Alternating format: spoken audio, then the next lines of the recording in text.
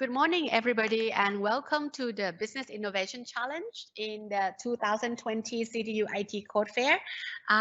Today, because of a little bit of misunderstanding, the judges are not going to be here. So what we will be doing is we will be recording your presentations live streaming as well. So after this, your videos will be sent to the judges, and then on Friday, during 12:15 to 1:15, there will be question and answer sessions going on. Okay, so on Friday, please prepare yourself for the questions from the judges. Okay, so today we will first start it with the first presentation. We have Hardik Thakur.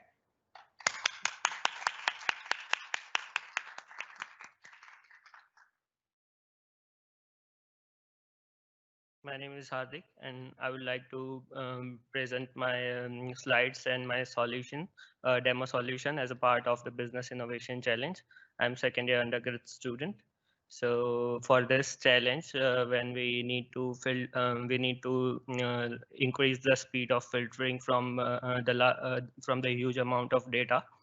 I've chosen the .NET framework, that Microsoft framework, as this framework gives me the perk of using the MVC pattern, which is which gives me a perk of using the separation of concern. So all the datas are distributed in a different way, like models as it's all the classes. Weave is just for presentation layer, and controller is all the action methods resides in the controller. So it gives a good separation of concern. So whenever we want to make any changes to this application, it's become really easy. With very minimal code change or without doing any code change, it can be possible. That's why I've chosen this MVC pattern. So by using that, I have created my demo solution. That is, yeah.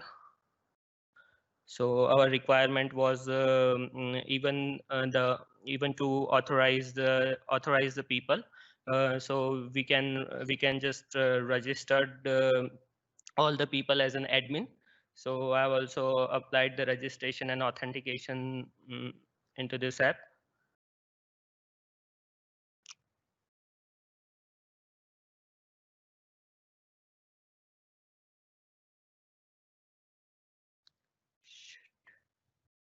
Sorry.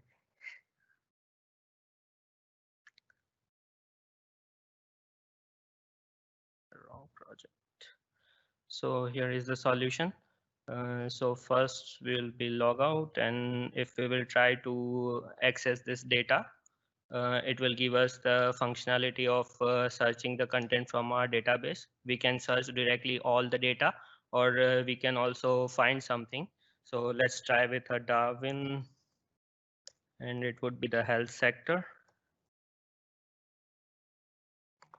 Then if we'll try to search anything, it will not give us the entry inside the database directly. It will first ask us to log in or register.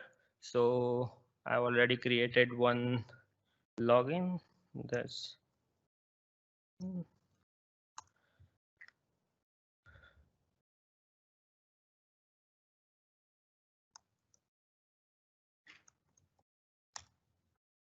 okay. Maybe it's gone. We need to create a new one.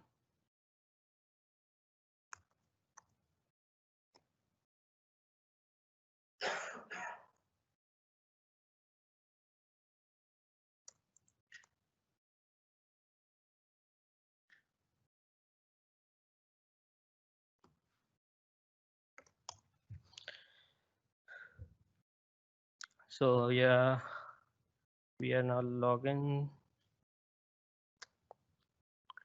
If we will see or click on the all data, it will allow us to see the all the data. But if we want to filter anything, we can type here as well, like Darwin and health. So it will just give us the data of the region Darwin, and which is the sector of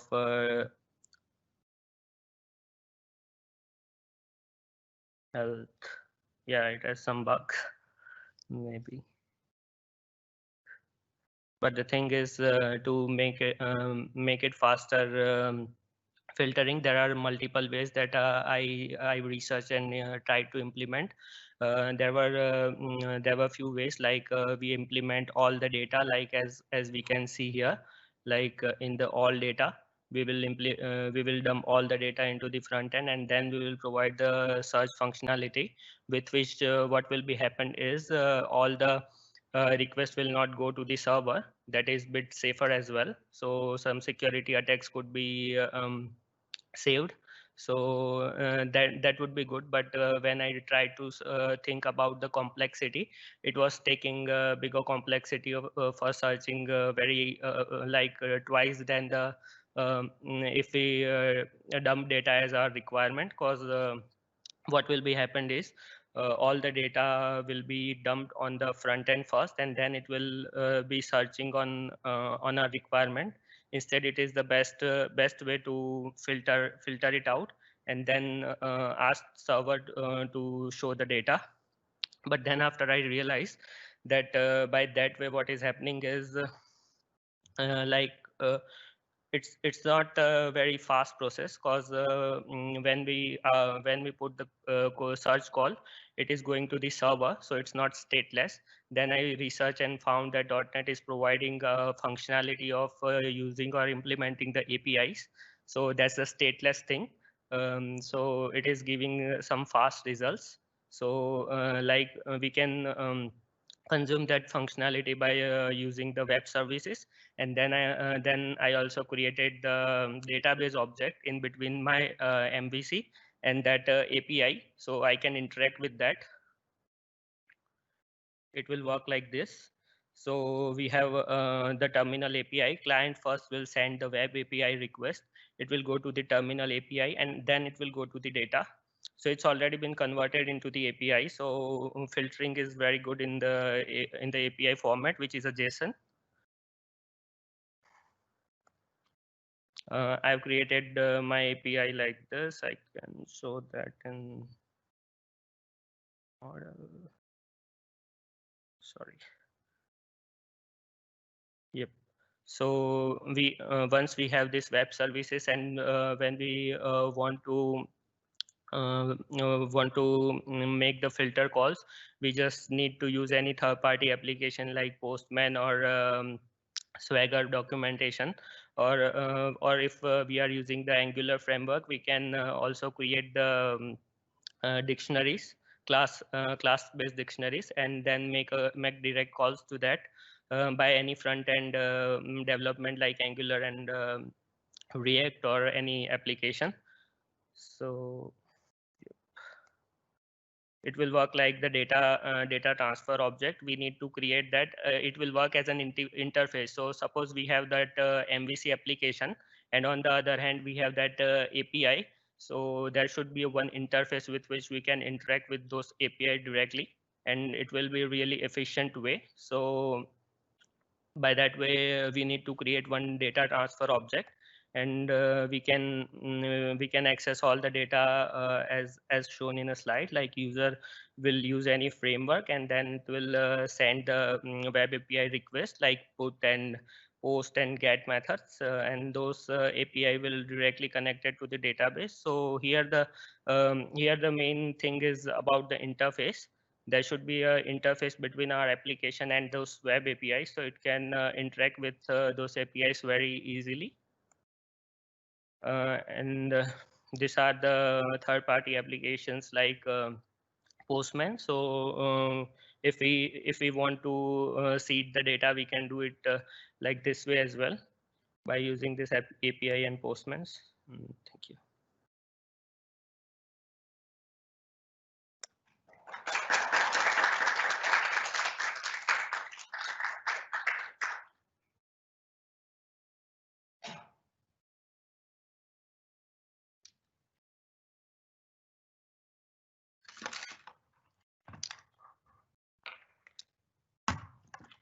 Yes, thank you very much, Hardik. That was very, very impressive. Next up, we have Kachan Ma and Quentin. share. Hi everyone, thanks for coming for having us for a presentation, and we are going to introduce our legacy dataset system with best practice that provides functionalities such as retaining a snapshot of legacy system data and filtering the meaningless data. And for us, we are Quinton and Carl, and we are going to introduce our agenda, which is our system background, our data preparation and solution, and then we are going to introduce the video to show how we meet the business requirement, and then we are going to introduce why we select ASP.NET Boilerplate as our project framework, since it is modern, is speed up development procedure, and it has pre-implement best practice, and it has authorization, and is well documented, and it also is open source and free, and it is better maintainability for enterprise among different development team. So for our for the concept of our project, we're using ASP.NET Boilerplate to create our own full stack web application from using SQL Server for database, ASP.NET Web API for backend, and Angular 10 for the front end. So when you move on to the main design flow, in the application of front end by Angular, we select two main components from our 5 different types of table we saw in the figure. We select Infrastructure Plan 2017 and New York State Education Department. So we also have shared service whose function is to send and receive data from the web API. In the back end of web API, we also implement 2 different entity models and 2 data transfer objects, which help web API to expose data entity models to application. So by using this, user can map and receive the data directly from the database tables. So for the next session, Queen is going to introduce data preparation and solution. So when we setting up the database, we found out some database flow and the data pollution in the database.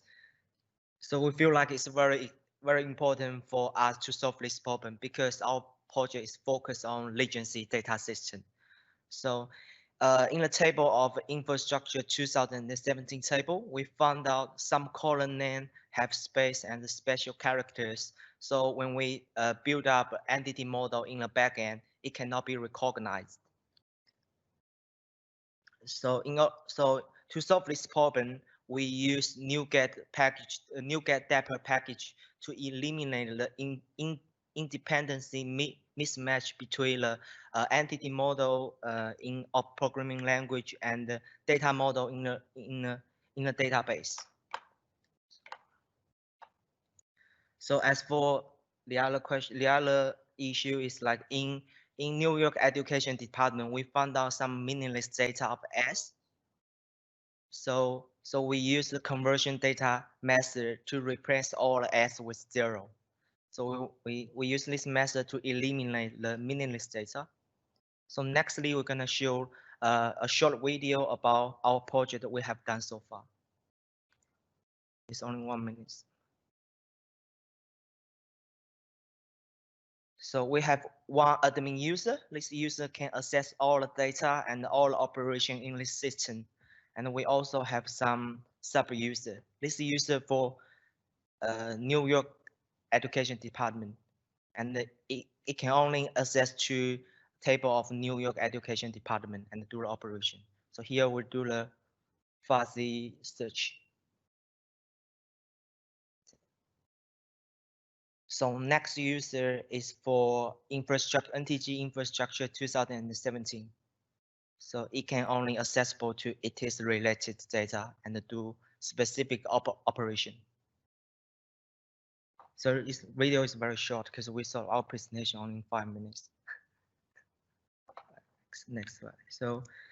So according to the video, we can be seeing that business requirement 201 and 208, we can do the searching filter in the interface, and the system will allow real-time search by this project. As for business requirement 203 and 209, we solve this problem by using ASP.NET boilerplate authorization method.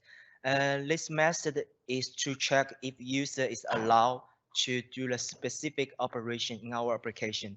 And this method is inherited from ASP.NET boilerplate by ending permission name, and it's very handy for developer to use. As for business requirement 299, so our application is very scalable because by adding more entity model in our project and some another function in ASP.NET boilerplate like multi-tenancy is very efficiency for development to add more data sets. So this is our presentation. Thank you. Thank you.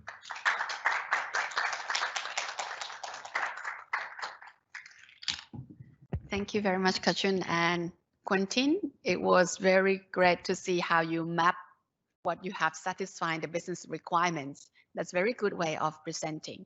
Next up, we have Kaushika and Gautami. So they will be presenting the project as well. This is Gautami and Kaushika. Thank you for giving us this opportunity to participate in the Business Innovation Challenge 2020. We feel this is really challenging this year, and we came up with a basic idea of what we actually want to do, and due to no enough time and due to we are only the 2 people, so we are trying to give our best, and we don't want to give up our challenge, so we are trying to do our best. And so coming to our project, we are going to give the basic introduction like what the company wants us to do. Coming to DCIS EPS Enterprise Project Service is committed to engaging constructively with agencies, industries, communications, and education sectors to deliver better services.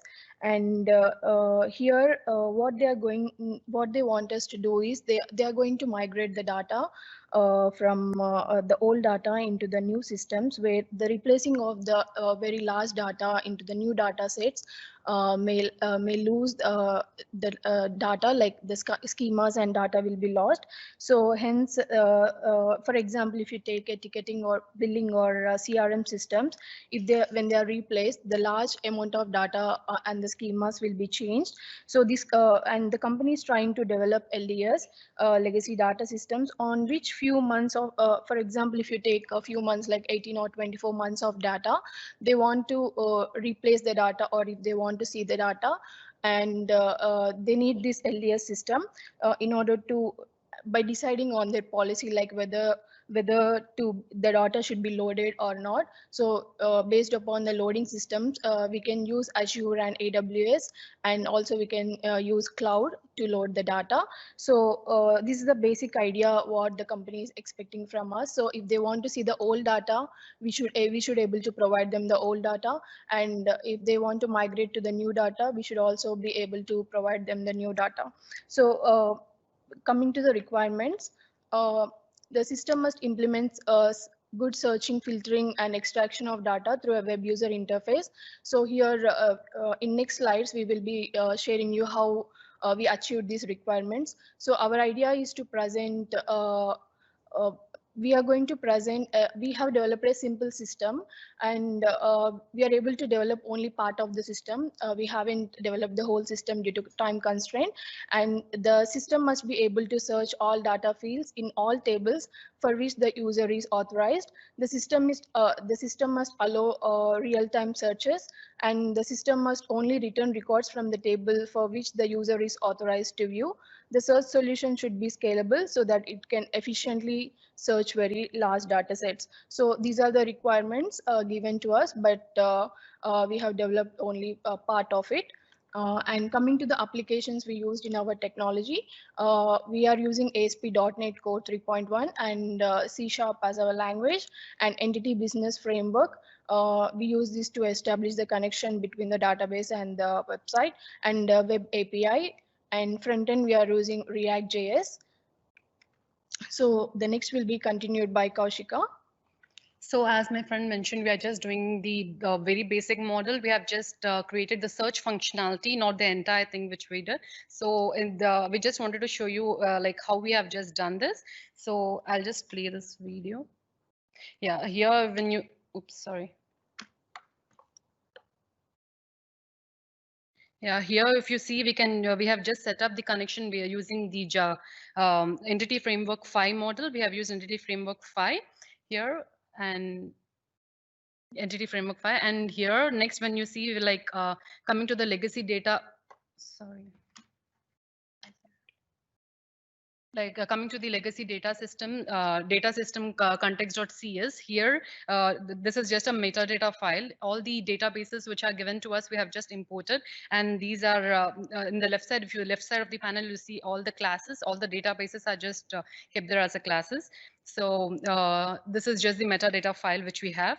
Then let's go forward. Yeah. So then these are different classes which we have defined. So all the databases which are given, we have just defined them into classes. Then next we have the, we got the root. We have the app setting JSON. App setting JSON is nothing but a connection string which we have given here. The connection string that is given. Then we have the different routes. We have endpoints. The most of them we have just given get endpoints because we are more. We have just developed the search functionality. So can you please pause? So here, if you can just see, like in the local host only, like whenever you when you search for the user, you will be getting the data here. The data is being changed. So we have just used the get functionalities there. This is just an example of how the data is being retrieved. So here we have a search. We have a in search bar. We have a search bar kept, and we have a query. The query parameter should be given into the search bar. So that is a query parameter. Like the user have to enter like what they want to search, and the search result will be displayed there. So there's just a parameter there given. Then this is all just an example. Here when we come, like we have the package.json. Package.json is nothing but all the versions, different versions which we have used, versions and dependencies that we have used here. Then we got the app.js. Then we got app.js, which is just a startup file. Which we use in the C#, and then we got the index.js, which is a main file where we get the rendered UI here.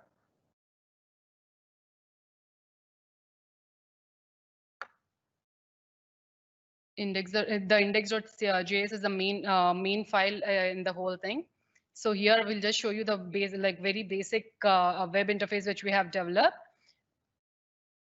And okay, first we'll show you the databases. Like these are the databases which we have, like all the database and all the different tables which we have in the database.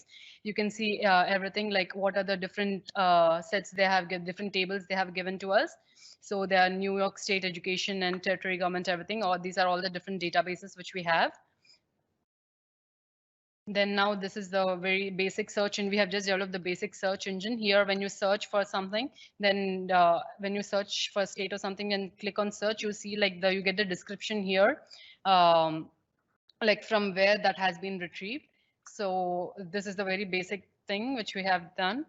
So here, in the next slide, so we just wanted to give us the ideas like how all the requirements can be met. So in this, like the first requirement was to develop an ad hoc reports. So for developing an ad hoc reports, we thought like using a Power BI would be a best solution, because Power BI is like it is one of the Microsoft. It is developed by Microsoft. It is maintained by Microsoft, and also it is increasing very much nowadays. Like when you see in a couple of years, it has a very good growth, and also there are like almost 55 million users for Power BI, and also like more than 200,000 organizations are already using Power BI. And also by seeing the features and everything, what our idea is like for developing an ad hoc reporting, they can just import the data sets into the Power BI and display those in the website.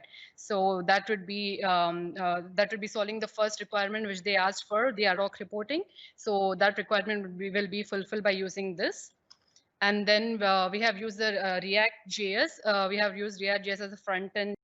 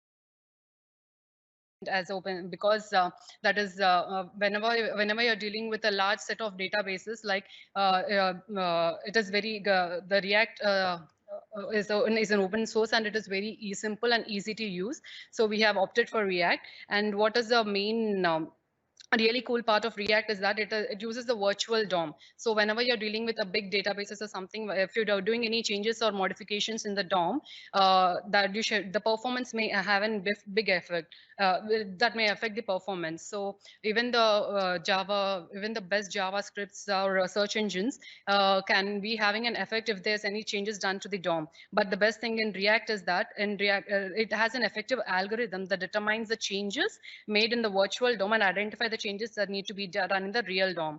So that is the reason we thought like using the React.js would be a best solution for this. And then as every one of you know, like indexes is the main purpose. Like when you have a huge databases and you want to retrieve the results in within few seconds, then you have to use some indexing style so that you can just get the results faster and quicker. So we have two types of indexes, like a clustered and non-clustered. And for this one, we see that maybe using clustered indexes would be helpful to retrieve the data faster. So next, coming to the security protocols, Gautami will explain like what security protocols that can be included so that that will reach the requirements of the challenge. So coming to the security is mostly about the correctness. If you want to, we need to be sure whether the person or the company or are we giving the authorization or authentication. So these are the two things we need to check while looking into the security. So here we are going to present our idea, like what is the best security thing we can use in our system. So coming to the security, we have different security protocols such as OAuth 2.0, JWT, and SAML. So in OAuth, it is used only for authorization protocol. It doesn't mean it's only used for authorization. It is also used for authentication, but its main purpose is for using authorization, which provides a specific authorization flow for web applications, desktop applications, mobile phone applications, and also in the environment of workplace. All the websites are using the OAuth. And coming to the JWT, this is the updated version of OAuth 2.0, where here the tokens are delivered. where we create endpoint which send token to make call. So once the tokens are given, then we can send the call to perform username or password. And coming to the SAML, this is the security assertion markup language. We are using this since from XML. Since we are using from the XML, this has been into existence, and this is a very cool thing, because SML provides a single sign-on, which means whenever you are signing in, you can use this signing to identify multiple sites. For example, if you are using Google, you can use the Google to sign in into multiple sites using it as a main authentication. So if you are going to develop security, we would probably choose SAML because it's very useful in these days. And this is the idea we are going to give. Thank you. Yeah, thank you.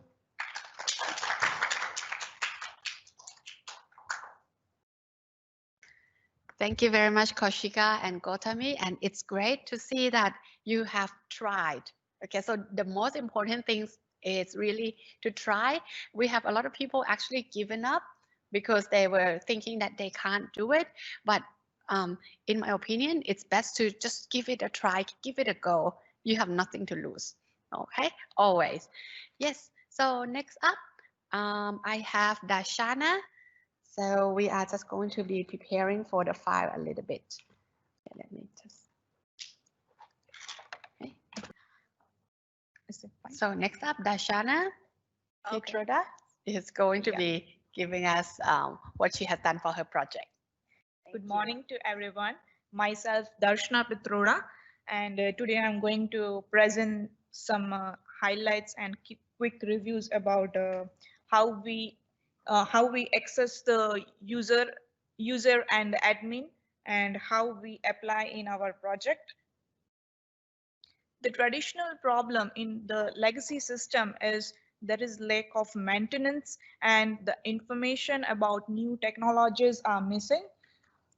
Those systems are incompatible with devices, and there are some security issues in the traditional systems. So after looking to those odd traditional system problems, we have come up with a solution using the .NET Core, and with that we can use it.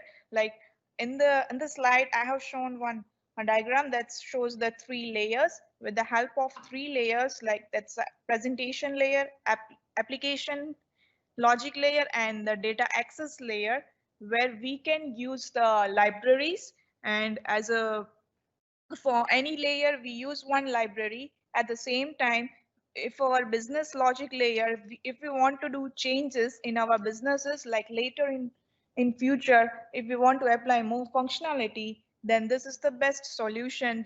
We need to do changes in that business logic layer. We don't need to do changes throughout the whole application. So the technologies used is on the client side, it is Angular 10. On the backend, it is Node.js and .NET. And I have used as a database as a SQL Server. So it's how the communication flows between all the technologies. It's like we need to have an API calls that will call the browser, and those browser will send request to our web application. So we can use in this way, and where they host their controllers, and with the help of those controllers, we can request the web services. In my system, I have applied a user access data model. So I have used one of the mechanisms called the JWT, that is Java, it's a JSON web token technology. So how it used, like we need to first work on the controllers, where the controllers will authenticate all requests and authorize the users.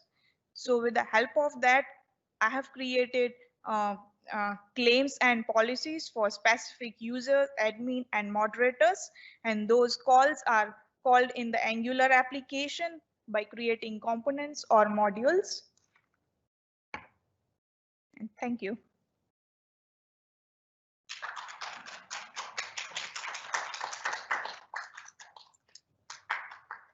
Thank you very much, Darshana. So for the judges, then on Friday, she'll be demonstrating the system on her computer. Unfortunately, we don't have the port for HDMI, so that's why we can't demonstrate her systems right here. Okay, so the last candidate for today, we have Kanchana and Jihan. So good morning, everyone. So thank you for having us here first. First of all, we have developed the legacy system. So I'm Gihan Gunawardana. So this is my colleague Kanchana Sankalpa. So first we'll look at the overview. So in the overview, first we got the MongoDB and the data retrieve, security, scalability, and the user interface. So we have used the MongoDB database. One of the things was high performance, and it's much more faster than the SQL, and it's more flexible and scalability. So, and the other part is the data retrieve part. So in the data retrieve part, as you see in here, we have got the times and all the data as well. Here we actually create one single request for all the text in the dataset. As you can see here, we are passing the query text type will, and it will retrieve all the datasets with the data available for it. Yeah. So the second one is the security. So security is the main concern in the requirements for the business requirements. So we have put the JWT, and we have got 6 users and administration. And for the administration can delete, update, and insert all the data. But on the other 6 users, they can just see the data only. So here for authentication, we are using the JWT token for API authentication. So it's going to be expired after some time, and for authorization, we take for particular user, we select the privileged datasets, and it also attached with the JWT token. So after a particular time, it also get refreshed, and based on the available datasets, the authorized users can only see the available privileged datasets. Yeah. So moving to the next one is scalability. This is scalability API coding. So the only key entities, these are hard code, and this can you can update with other programs L, and yeah. Yeah. So when it comes to this application, we assume that it can be extended for any legacy system for future. So as entities in our program, we have only the key entities such as role, user, as the models within the program. So in data retrieval side, we for any type of legacy system, any data we use a generic type called BASIN document. So by passing a list based on the collection, we pass the query parameter and retrieve all the list of BASIN documents and send it to the user interface. So it is very scalable, and it's not hard code any legacy system or dataset inside the API side. Yeah. So moving to the next one, this is scalability use UI. This is the code for the data binding and data request. Yeah. We are using Angular as a front end. In Angular side also, for our for that particular text type request, we get a list of datasets And for each data sets, I'm using a dynamically generated table where the column names also dynamically binding. So from the UI side also, our application is scalable for any legacy system or any data set inside the legacy system. Yeah. So this is the Angular UI interface. So it's shown the data retrievals, and so in here you can see that privileged user can select the type they want to search, such as integer, text, or or long type, and pass the value. So by passing the value, all the data set privileged him to see will be listed down with all the data. So it's basically happen with Angular and MongoDB C# driver. yeah, that's all for today. So we'll run the system on Friday. Thanks. Thank you.